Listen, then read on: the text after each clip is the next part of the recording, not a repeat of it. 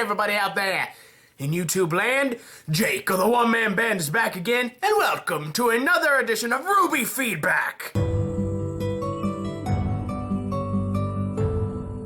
You know how this goes. Previous episodic review that I did, you put comments, I read those comments back to you, give my insight. That sounded like I'm full of myself. What is happening to me? Yeah, sorry. It's all you guys are awesome, and I hope that me coming back to you with my responses will help you understand a little bit more of what's going on in my mind so that we can get a better understanding of the episode as a whole. Enough of this BS. Let's get to some comments. Crow's stealth level is at maximum power. Yeah, he plays Skyrim probably a real lot. I actually kind of like that Crow is sort of stealthy. It's like you never really know when he's gonna turn up. Especially since there's theories out there that say, oh, well, he was there watching over Yang during her trailer and Blake. Or, you know, that's either him or Raven. Now that I think of it, both of them are actually pretty stealthy. Unfortunately, I said this in another video. Well, I apologize that I didn't read it there, but I'm reading it now. But I can only think the one reason Mercury's there now, and it makes sense. This is Cinder's final move. The thing is, if something does happen again, it will alert Crow, Ozpin, and the others. They'll know for sure something's going on. So if Cinder's going to use Emerald again, that must mean it no longer matters if Mercury or Emerald are found out as long as Pyrrha versus Penny happens. And yes, I do agree with that. This is probably the final push over the edge for Cinder's plan to truly enact itself, is this finals fight. And I know somebody on Facebook, somebody I'm friends with on Facebook, actually sent me a big long message that like calculated all the semi-finalist fights and like how it would go down and all the finalist fights, and I love that. But I think that this is probably going to be the last finals fight we're going to see, because what's going to happen is going to be so extravagantly like devastating or just jaw-dropping that everything is going to screech to a halt and the shit's going to hit the fan. I doubt they could control Penny just from blueprints. The fact that Emerald is there makes me believe they aren't going to. But I believe Emerald's semblance won't work on robots.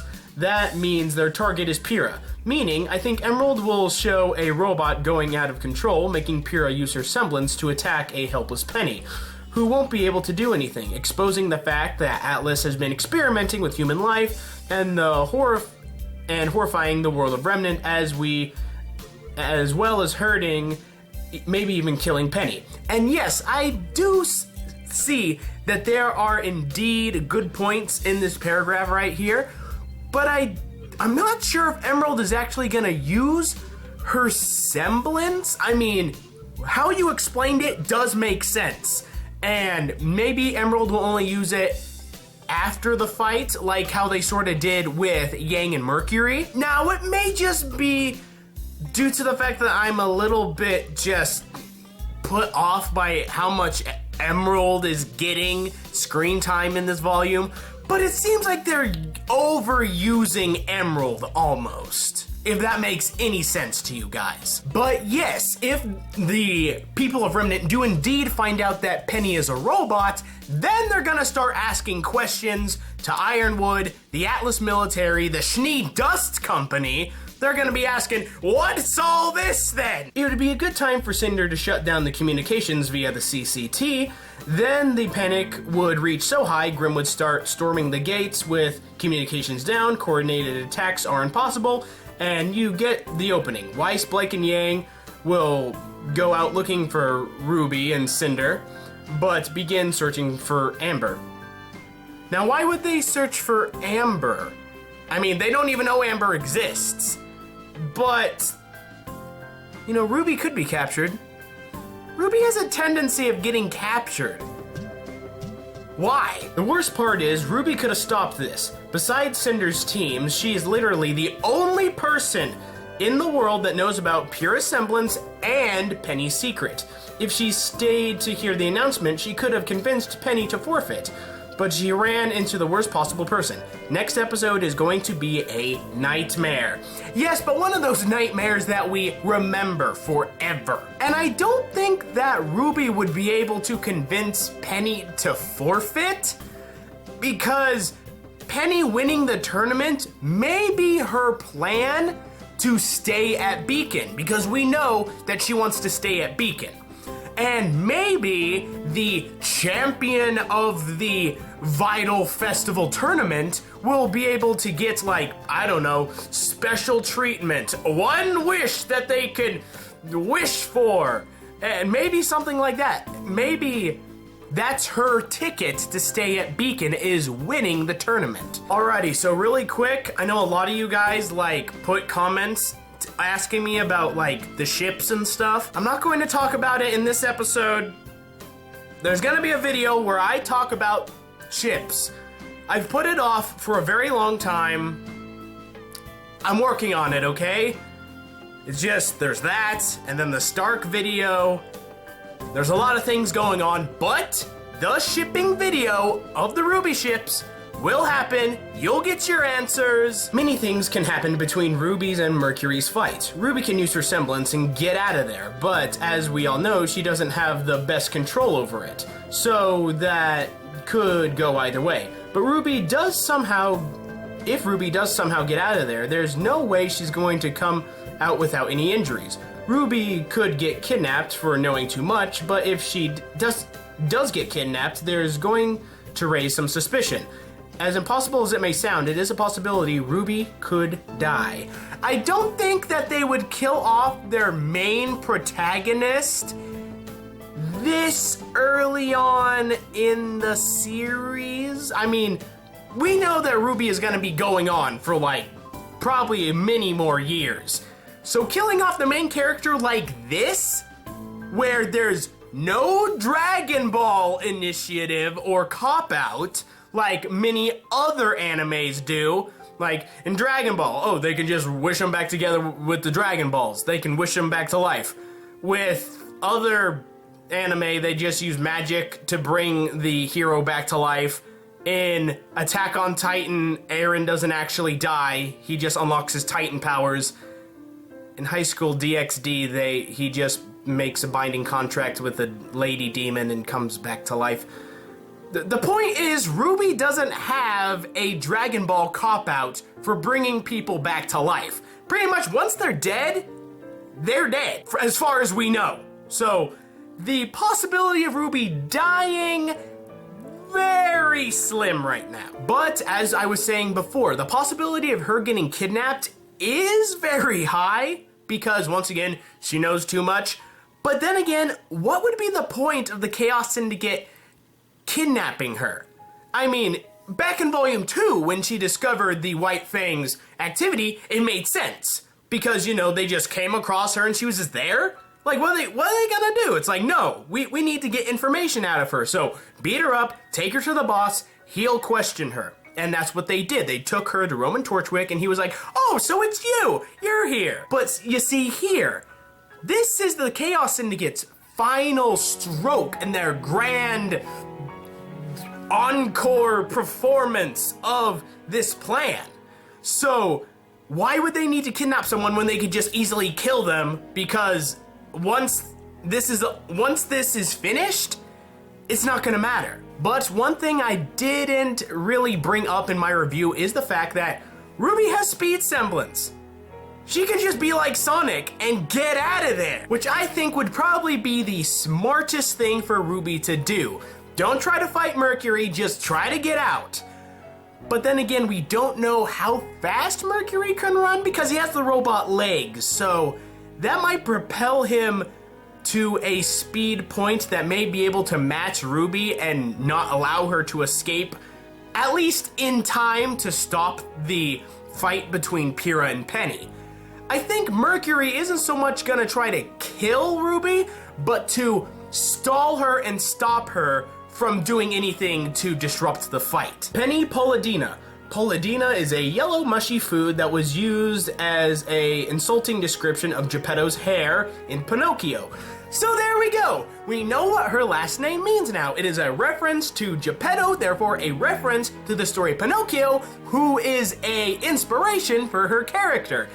Thank you, fans, for bringing that up and figuring that out. And I know a lot of you guys did other comments like this, so to everyone else who commented along this line, thank you. Thank you very much. You guys are awesome. I don't care what Grimmaster says about you. Last episode, Mercury, lay low. Next episode, walks around the stadium with his 2 legs. Cinder, you had one effing job. Which is something that I brought up. It's like, why the hell are you walking around when you had direct orders not to? That only confirms more that this is the final stroke in the plan. Cinder just didn't need him to be walking around up until this point. Because, to be honest, we don't exactly know how much time has passed between Mercury going to the hospital and the beginning of this episode. It could have been as little as 6 hours. It could have been as much as maybe 2 days. I mean, because they did get confirmation that Mercury was on his way back to Haven. So, you know, more time could have passed than we knew. But still, it's like I said, why put that part at the end of the last episode where it's like, hey, Mercury, lay low, just to have him in the next episode walking around? Why? Lazy writing. Both Yang and Pyrrha, 2 of my favorite characters, shed tears in this episode. Darn you, Rooster Teeth. Why must you make both my waifus cry? In the same episode, nonetheless. Now, you see that last comment that I said about there being lazy writing? It's made up for when stuff like this happens. Because this is a sign that the creators of RWBY have created characters that are so loved that they get this reaction out of people. That is good character development and design, my friends. Applaud for Rooster Teeth. Applaud that they make you cry! No offense, but I really think you're jumping to the conclusion that the camera is Velvet's weapon too soon. Well, I take no offense. Let's hear your side of the story. 1. The box is way too big for just the camera. This is true, the box does seem rather large, but we do see her put the camera into the box, so perhaps the box has maybe a tripod, maybe some extra lenses, you know, like add-ons to any camera. Any photographer would have that stuff in their pack. 2. Coco states at the end of Volume 2, we spent, actually it's you spent, but I may be wrong about that. Come on, you spent all semester building that up. Either way, we spent all semester building that up. Don't waste it here. Yes, that is true, but I also think it was just a major tease for the fandom, since the fandom, like, pretty much helped create Velvet into what she is now.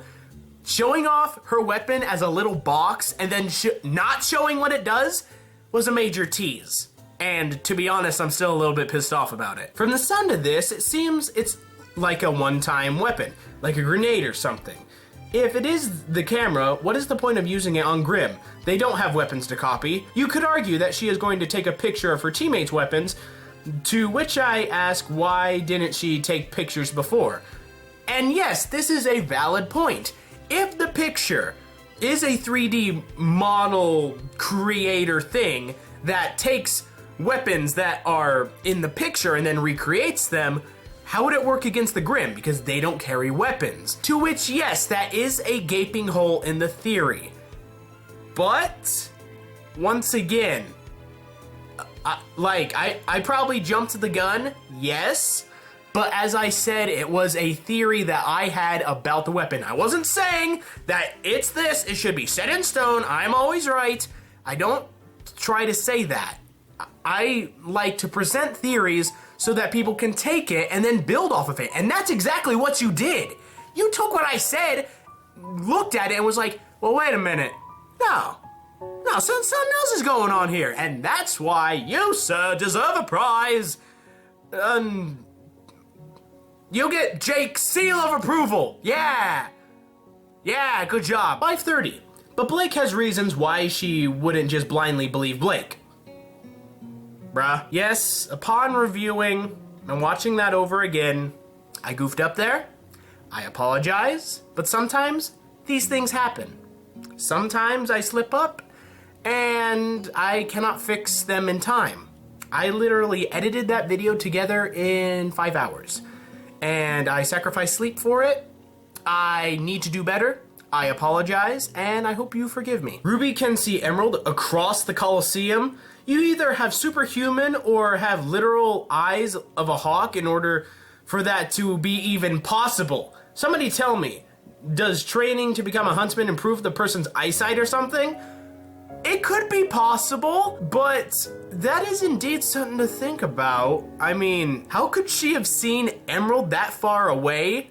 There probably isn't a logical explanation. It's probably just there for plot convenience to move the plot along. Call me a noob, but who is older, Crow or Raven?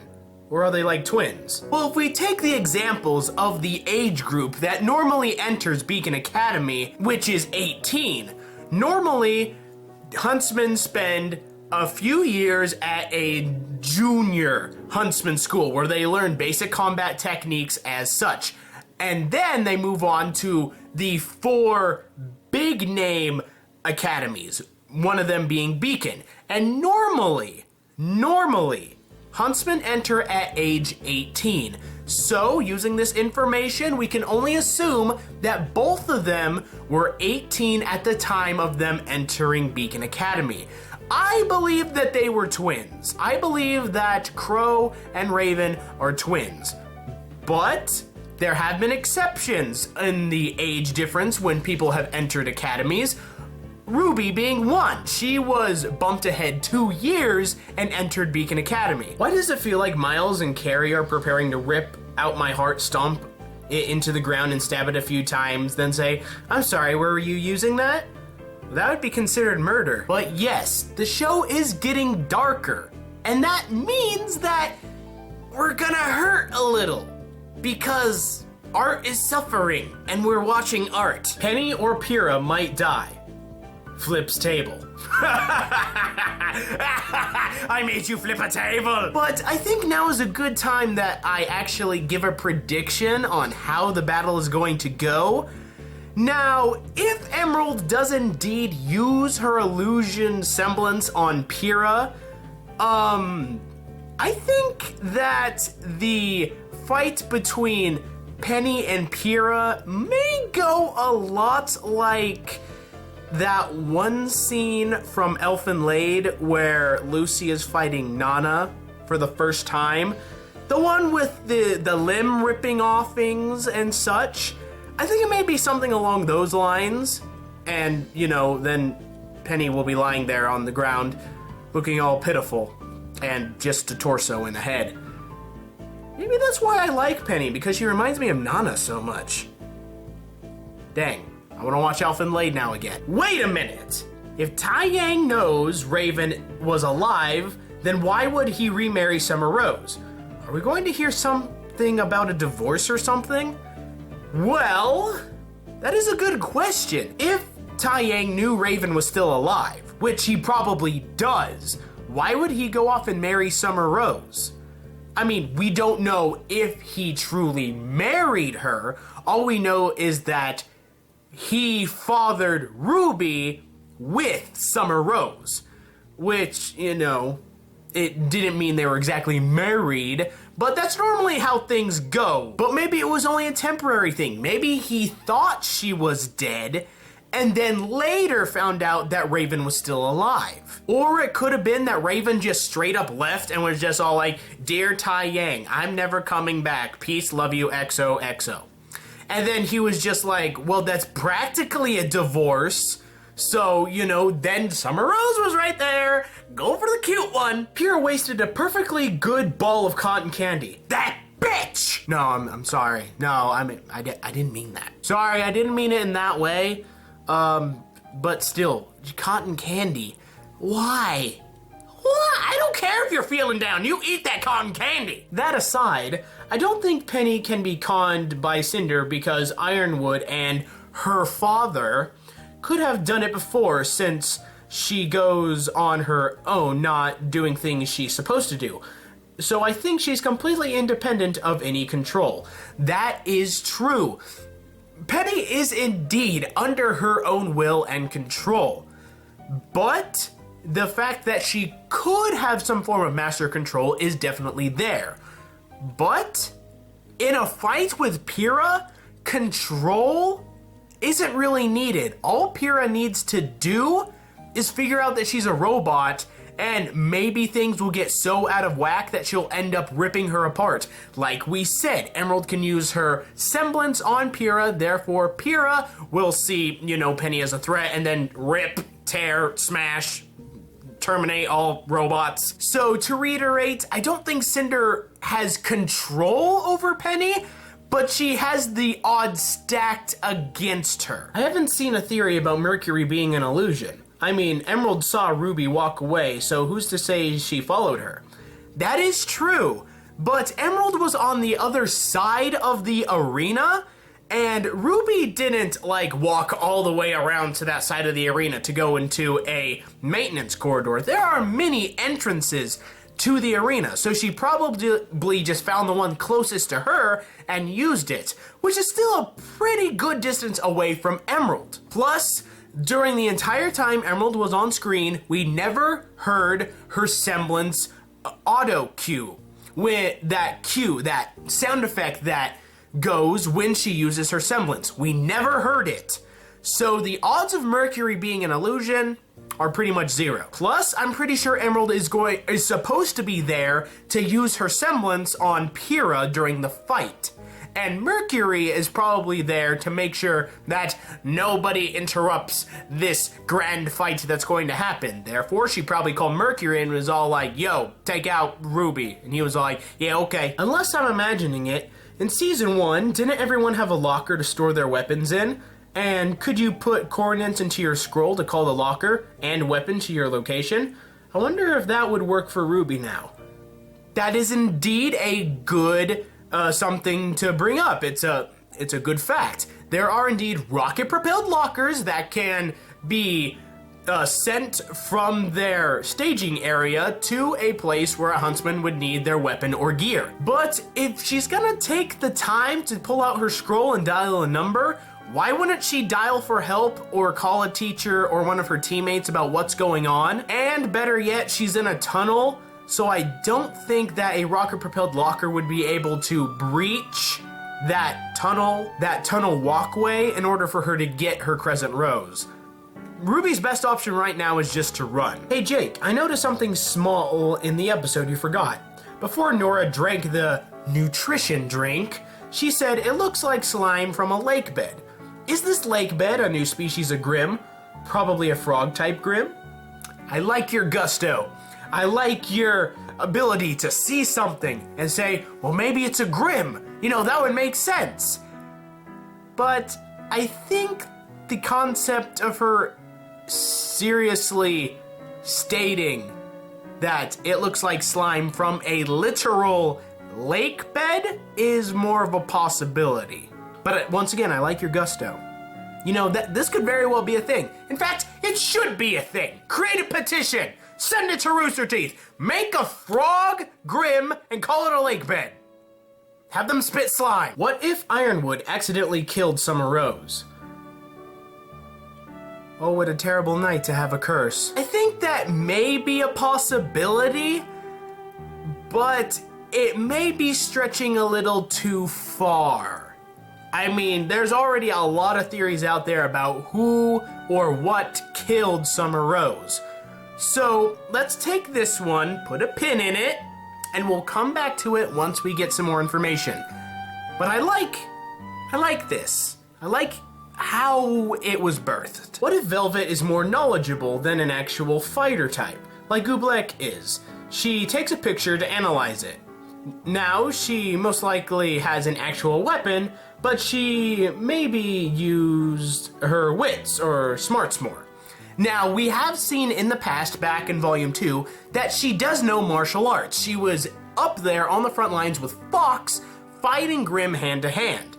But your idea of her taking pictures to analyze them does make a lot of sense. If she takes a picture of a Grimm, maybe she can discern, oh, its weakness is here, or, its bone structure is this. That could make a lot of sense. Maybe she's more of an analyzer than an actual fighter. That makes sense that maybe she would stay behind with Coco, tell Coco information, then Coco just blasts everything. That'd be kind of cool. That's a cool idea. As a spectator from another country, I would like to bring back text captions. I'm global! Now let it be known that me not putting text captions in that review wasn't a permanent thing. I was never going to fully take them away, I just didn't put them in because I was so short on time. I literally did not have time to go in and put text captions everywhere. I apologize about that, but sometimes you just gotta do what you gotta do, and that's what I had to do. I hope you understand, and don't worry, future reviews will have text captions. Now this theory right here, this comment is good, and I wanted to read it, but I have another video coming out. If everything goes as planned, it should be coming out tomorrow or the next day. And I go in and sort of explain what this comment is talking about. So don't you worry, duh Woodster. You'll get your answer. I think Jean said what he said as a partner, because he obviously does not know that she will become a seasonal maiden. Yes, I agree. If what I said during the review gave you that impression, I apologize. What I meant in the review is that Jean supports Pyrrha as a person and as a teammate. He doesn't know about the seasonal maiden stuff. He just wants to support her any way that he can. Hey Jake, I think that Ruby will get her butt kicked, and then Raven will come and save her. Maybe because she's the reason why Summer died. Now, good that you're thinking this way. But, 2 reasons why this probably won't happen. 1, why would Raven come to save Ruby? I know that you state that, oh, well, Raven killed Summer Rose, so she's gonna save her daughter. But why? Why would she come save the daughter of the woman that she killed? Plus the woman that then married her former husband? It doesn't really make sense. Why would she save somebody else's daughter even though her Raven's daughter, Yang, and Ruby are sisters? It just doesn't make sense. And 2, Raven's message to Yang stated that she saved Yang once, but she shouldn't expect that type of kindness again. So why would she show that kindness to Ruby if she isn't gonna show it to her own daughter? It's cool that you came up with this idea, but I just don't think it's gonna happen. I hate to be that guy, but this is more of a breakdown / analysis than a review. You are correct. I try to do all 3, but to be honest, breakdown / analysis is very long to put in the title. So I try to just kind of all sum it up with review, but maybe it's time to change that. Maybe you've just opened up my eyes. I think the second leaf falls not for remembering Pyrrha, but for tell her she is not alone. That makes sense. And it's strange that there's 2. It doesn't show 3 or 4 or a couple. It shows 2. It's kind of signifying how Amber and Pyrrha will be connected if they are both the seasonal maiden. Are weapons allowed in the stadium? Because that could explain her not carrying Crescent Rose.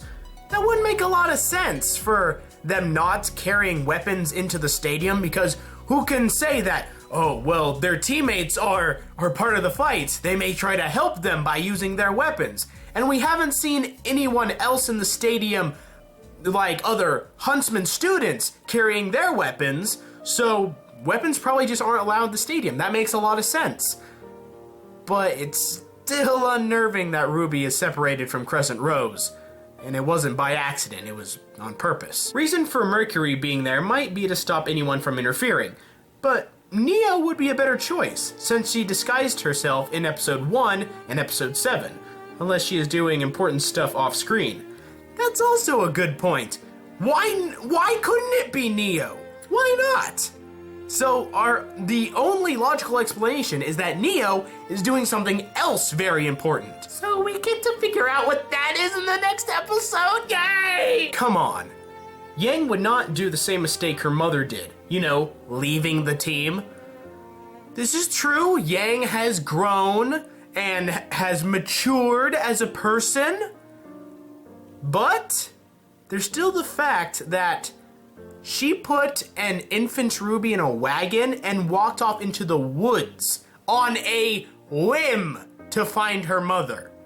I know you're gonna say she was young, she was stupid, all that, but she hasn't given up on trying to find her mother after all those years. She may very well do something stupid. I'm just saying, to be prepared for it. So I get all of this, but where is Y in the volume? And how long in real time have they been at Beacon? Well, in this volume, in episode 3, Ruby stated that it was fall. So that normally school starts in the fall, at least in America.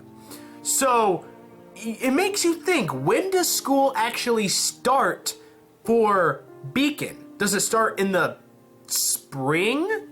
Because that makes sense, because Ruby stopping Roman was the very first episode.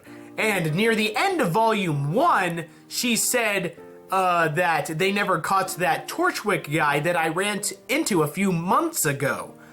So they either started in spring or maybe at the beginning of the year, and now it's fall, so it's only been maybe 8 months. Or they do indeed start in the fall with their semesters, and it's been an entire year. And as for why Y isn't in the volume, because Y is the pet that this show deserves, but not the one it needs right now. And why don't we have Neo speak when they said that Neo would have a speaking part? I don't know!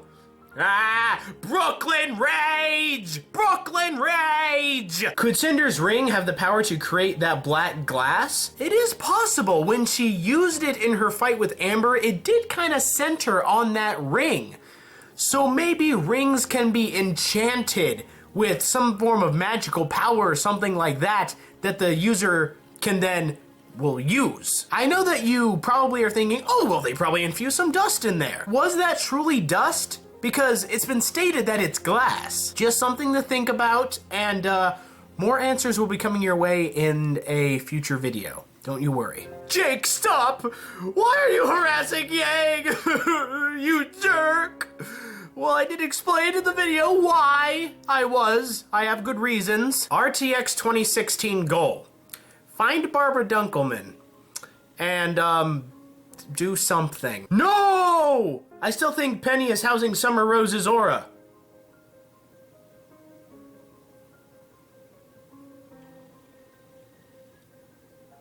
You just blew my freaking mind, dude! Atlas did say that they have been experimenting with this for a while, and who's to say that one of the earliest experiments wasn't with Summer Rose? We know that Summer Rose died 14, 15 years ago, but we don't know exactly how old Penny is, and if maybe they kept Summer Rose's soul in storage.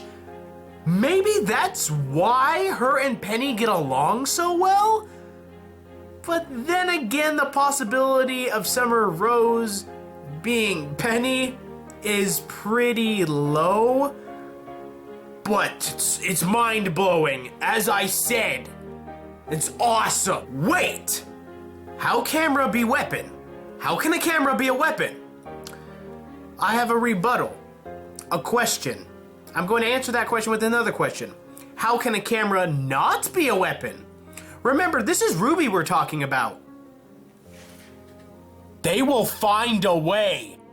Well guys, this is going to end this RWBY feedback video. I hope that you enjoyed, and I hope that I got to some comments and to some questions that you guys wanted answered. And dude, I love making these videos. I love them, and I love you guys. So, since you're sticking around to see the outro, be sure to check out these other videos that I've done. They're all about RWBY. I think it all depends on how I edit it later. But hey, if you also want to talk about RWBY with other RWBY lovers, check out my Facebook group, Team Theory, on Facebook. I need to stop doing that. Pretty much restating what I already said. What am I, an idiot? But if you want to talk about RWBY crackpot theories, be sure to head there, because people there love to talk about RWBY crackpot theories. And hey, if you feel like supporting me in some way, be sure to head on over to my Patreon page and, you know, take a look, see if it suits your fancy. And to all my Patreon sponsors, I want to say thank you guys. You guys are awesome. I love every single one of you.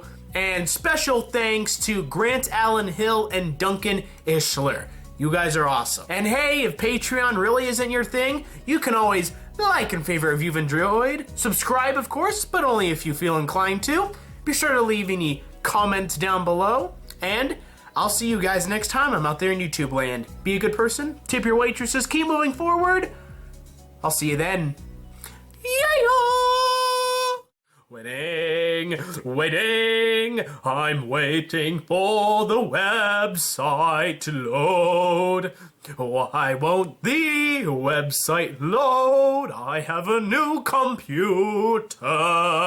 The computer is far superior to my former laptop. La da da da da da da, la da da da da da da.